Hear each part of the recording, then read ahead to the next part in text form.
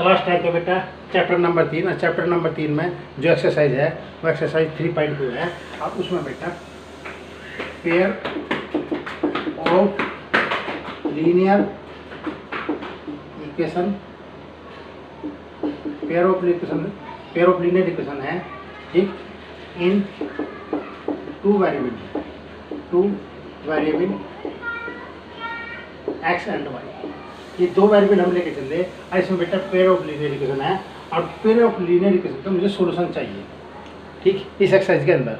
अब सॉल्यूशन में बेटा पहला हमने लिखा लीनियर इक्वेशन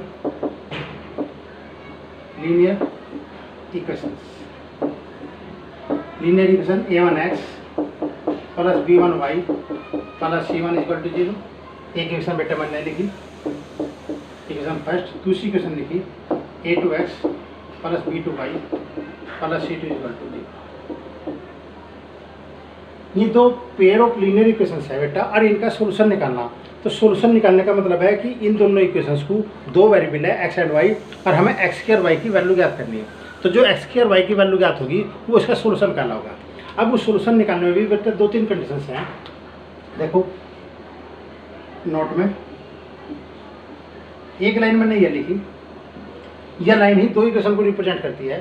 देखो 2x plus 3y plus 5 equal to 0। इसी लाइन को फिर लिख दूँ मैं, इसमें 2 की मल्टीप्लाई कर दी 4x प्लस 6y प्लस 10। मैंने कहा ये दो इक्वेशंस हैं, बिल्कुल ठीक है। 2x plus 3y plus 5 equal to 0, ये भी ये दो इक्वेशन जो एक ही इक्वेशन को रिप्रेजेंट करती है। एक कंडीशन तो बेटा यह होगी 2x plus 3y plus 5 equal to 0। इसमें लिखा 2x plus 3y plus 8 equal to 0। इसमें एक्स और वाई के कोएफिशिएंट इक्वल है। तो ये दो अलग अलग इक्वेशन को रिप्रेजेंट करती है। यह एक इक्वेशन है, एक ही इक्वेशन को रिप्रेजेंट करेगी। ये कंडीशन जो है, एक इक्वेशन तो यह है और एक इक्वेशन यह है। जब लीनियर इक्वेशन होती है, लीनियर इक्वेशन में एक्स के और वाई के कोएफिशिएंट इक्वल होते हैं। एक्स के और वाई के जो कोएफिशिएंट है वे इक्वल होते हैं, तो वो दो लाइन को रिप्रेजेंट करते हैं, दोनों लाइन पैरेलल होगी। और आपके पास तीसरी equation 2x plus 3y plus 5 equal to 0।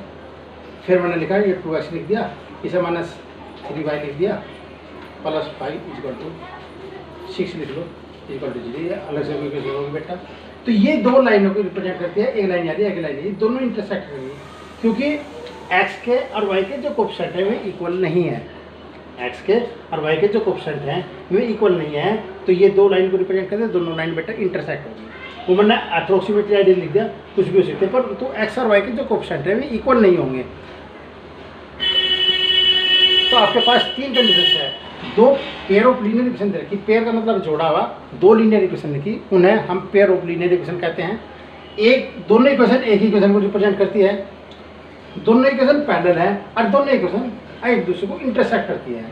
परंतु इसमें इंटरसेक्ट मतलब एक्स वाई के जो कोएफिशिएंट है वे इक्वल नहीं होंगे, न रेशो में होंगे, ठीक है। यहाँ से रेशो भी हो सकते हैं, इक्वल भी होंगे। यहाँ देखो रेशो में होंगे, कोस्टेंट भी इक्वल है, इन्हीं कोस्टेंट भी रेशो में ही है, जिसमें एक्स के वाई के एक्स वाई और कोस्टेंट तीनों एक ही रेशो में होते हैं। तो इसका मतलब ये इक्वेशन एक ही इक्वेशन को रिप्रेजेंट कर रही है, जिसमें एक्स वाई के कोएफिशिएंट रेशो में है, कोस्टेंट रेशो में नहीं है, तो पैरेलल लाइन होगी। और एक्स वाई और कोस्टेंट कोई रेशो नहीं रखता, इसका मतलब है बेटा ये लाइन इंटरसेक्ट करेंगे। तो तीन प्रकार की कंडीशंस होगी मेरे पास। एक तो आपके पास इसे जो एक ही लाइन को रिप्रेजेंट करती है उसे बोलते हैं कोइंसिडेंट, ठीक। जो पैरेलल है ये लाइन क्या रहती है, पैरेलल लाइन, पैरेलल लाइन, ये पैरेलल लाइन होगी। दो लाइन है, ये पैरेलल लाइन होगी। और ये आपके पास होगी बेटा ये लाइन जो है पैरेलल नहीं, इंटरसेक्ट करेंगे, इंटरसेक्ट एट ए पॉइंट, एक ही पॉइंट पर इंटरसेक्ट करेंगे। तो आपके पास कंडीशन होगी बेटा, अगर दो लाइन एक ही लाइन को रिप्रेजेंट कर रही, इसमें एक्स के वाई के और कोस्टेंट रेशो में होते हैं, वे लाइन कोइंसिडेंट कहलाती है, ठीक। जिसमें एक्स और वाई में रेशो होगा वो पैरेलल लाइन कहलाओगी, और जिसमें एक्स वाई में कोई रेशो नहीं होगा, ठीक है, वे लाइन इंटरसेक्ट करेंगी एक ही पॉइंट पर। ये मैंने आपको बता दिया। अब इसकी कंडीशंस बेटा आगे रिप्रेजेंट करें। अब कंडीशन फर्स्ट बेटा, इक्वेशन आपके पास है a1x plus b1y plus c1 is equal to 0, a2x plus b2y plus c2 is equal to 0। First method बेटा, इफ यदि a1 upon a2 b1 upon b2 और c1 अपॉन c2, मैंने कहा तीनों x का कोफिशिएंट भी, y का coefficient भी और कोस्टेंटर भी तीनों अगर रेशो में हैं तो pair of lines, pair of linear equation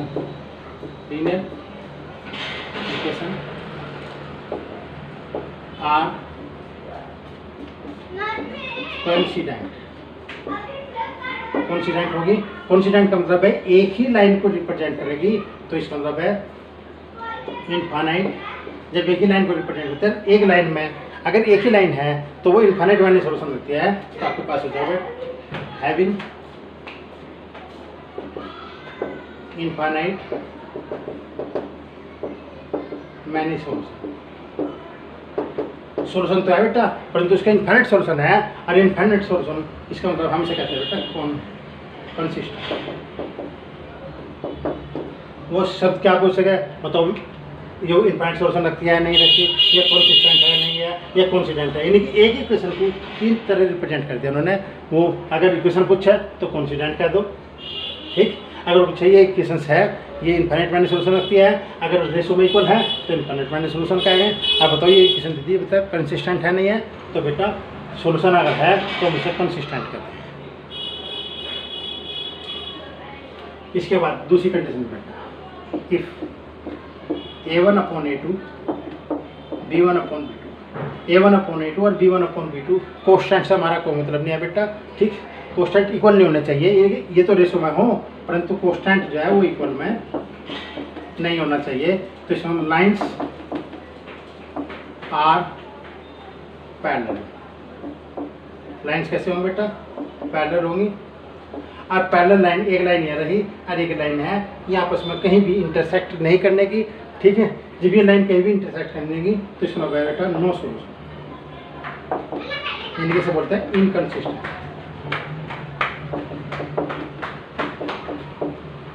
जिसमें दो लाइन है, दोनों लाइन अलग अलग हैं, ये पैरेलल है, पैरेलल का मतलब है कहीं भी इंटरसेक्ट आपस में नहीं कर रही।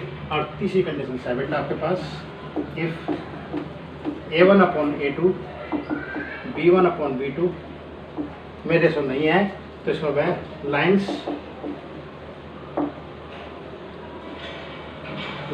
Are intersect at a point, एक पॉइंट पर इंटरसेक्ट करती है, ठीक। तो हैविंग यूनिक सॉल्यूशन, यानी कि उसका जो सॉल्यूशन होगा बेटा एक ही होगा, क्योंकि एक लाइन आ रही है और एक लाइन है, देखो एक ही पॉइंट पर इंटरसेक्ट करते हैं, तो एक ही पॉइंट पर इंटरसेक्ट करते हैं, यूनिक सॉल्यूशन होगा। और इसे बेटा हम कहते हैं कॉन्सिस्टेंट। तो जिसका सॉल्यूशन प्राप्त होता है उसे हम कंसिस्टेंट बोलते हैं, जिसका सॉल्यूशन प्राप्त नहीं होता है इसे इनकंसिस्टेंट बोलते हैं, ठीक। तो आपके पास तीनों रेशो है तो कॉन्सिस्टेंट होगी बेटा। a1 a2 और b1 अपॉन b2 में रेशो है तो लाइन पैरेलल होगी, ठीक, नो सॉल्यूशन होगा। और आपके पास a1 अपॉन a2 और b1 अपॉन b2 में कोई रेशो नहीं है, तो इसका मतलब है लाइन्स इंटरसेक्ट एक ही पॉइंट पर इंटरसेक्ट करेगी और वो सॉल्यूशन यूनिक सॉल्यूशन कहलाता है और कंसिस्टेंट है। अब देखो बेटा एग्जाम्पल के तौर पर, एग्जाम्पल के तौर पर मैंने क्वेश्चन नंबर 2 का फर्स्ट पार्ट लिया। इसमें पार्ट 2 के फर्स्ट पार्ट में ऑन कंपेयरिंग द रेशो में कंपेयर करते हुए lines represent the following pair of linear intersect at a point are parallel और कोइंसिडेंट, यानी कि वे इंटरसेक्ट करती है, पैरेलल है या कोइंसिडेंट है। तो आपके पास पहली केसेस है 5x माइनस के 4y, 5x minus 4y plus 8 is equal to 0। दूसरी क्वेश्चन है बेटा 7x plus 6y minus 9 is equal to 0। एक इक्वेशन बेटा ये देखिए, एक इक्वेशन सी होगी 5x minus 4y plus 8 equal to 0, 7x plus 6y minus 9 equal to 0।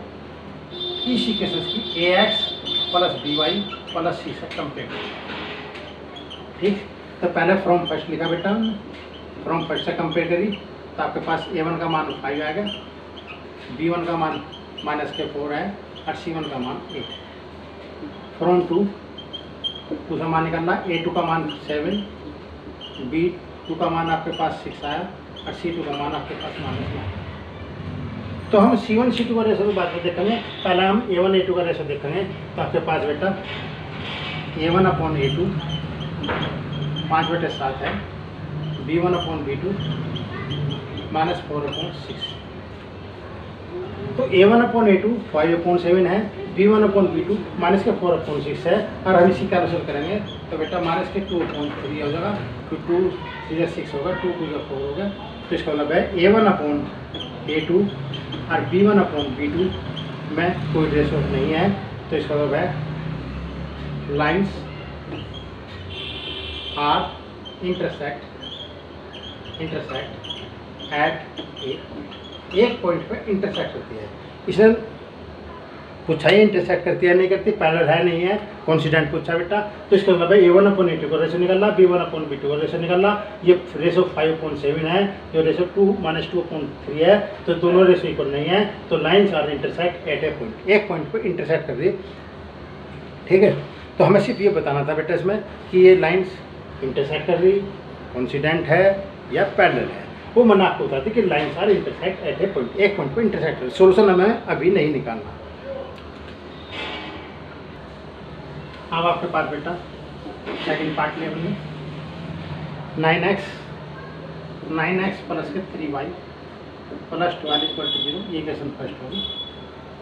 9x plus 3y plus 12 18x plus 6y plus के 24 = 0। ये क्वेश्चन आपके पास 2।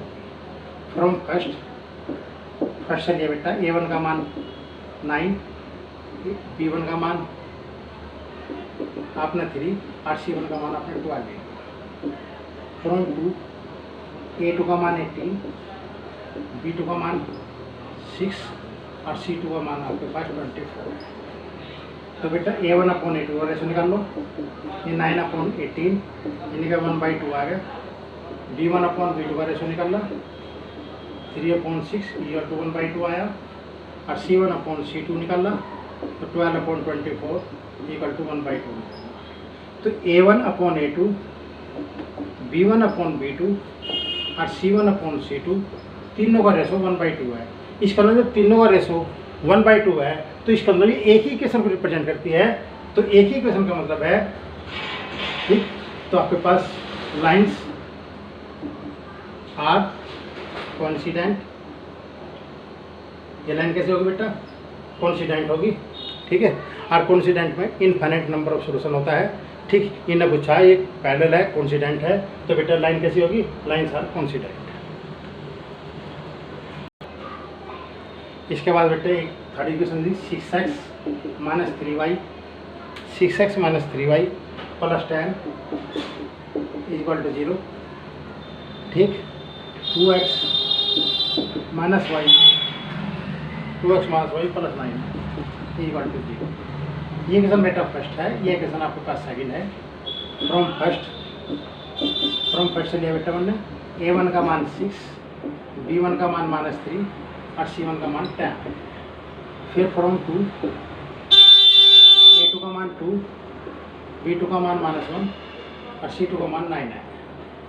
तो A1/A2 का मान 6/2 = 3, B1/B2 का मान -3/-1 = 3 आया और C1/C2 का मान है 10/9। तो A1/A2 B1/B2 का जो रेशो आया वो 3 आया। तो A1/A2 और B1/B2 का रेशो इक्वल है, कांस्टेंट C1/C2 के रेशो के बराबर नहीं है। तो इसका मतलब लाइन्स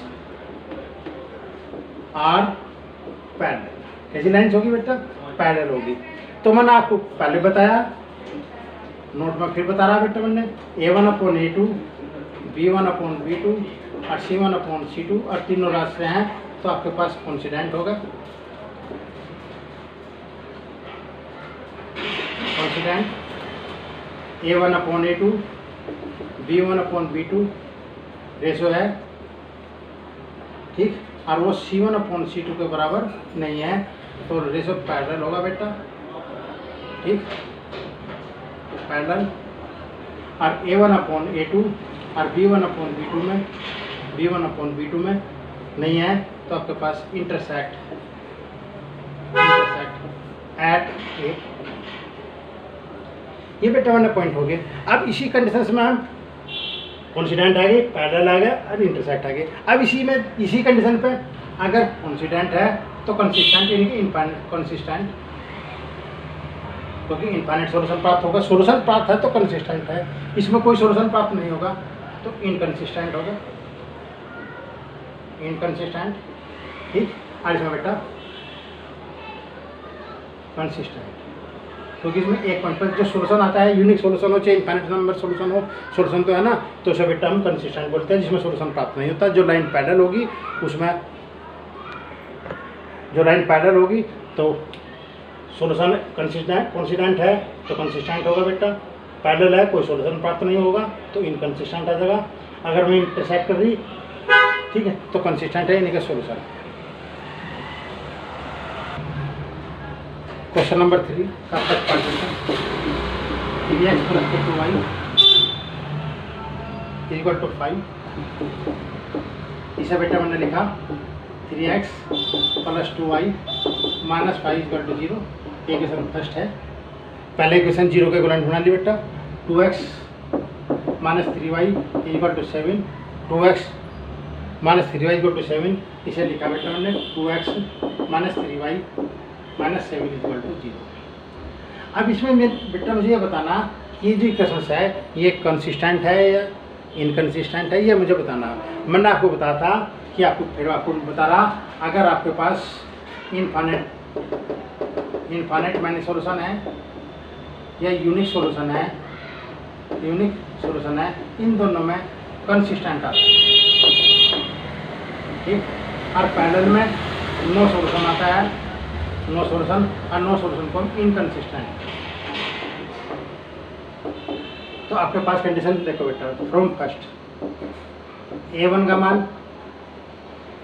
का मान आपके पास 3 है, B1 का मान 2 और C1 का मान -5, A2 का मान 2 है, B2 का मान -3 और C2 का मान -7 है। तो A1/A2 3/2, B1/B2 2/3 और C1/C2 -5/7, यानी कि 5/7। तो बेटा ये आपके पास A1/A2 B1/B2 बराबर नहीं है, तो इसका मतलब है कंसिस्टेंट। ये कैसे होगा? कंसिस्टेंट होगा, क्योंकि आपके पास यूनिक सॉल्यूशन लगता है, और जब यूनिक सॉल्यूशन है तो वह इक्वेशन कंसिस्टेंट कहलाती है।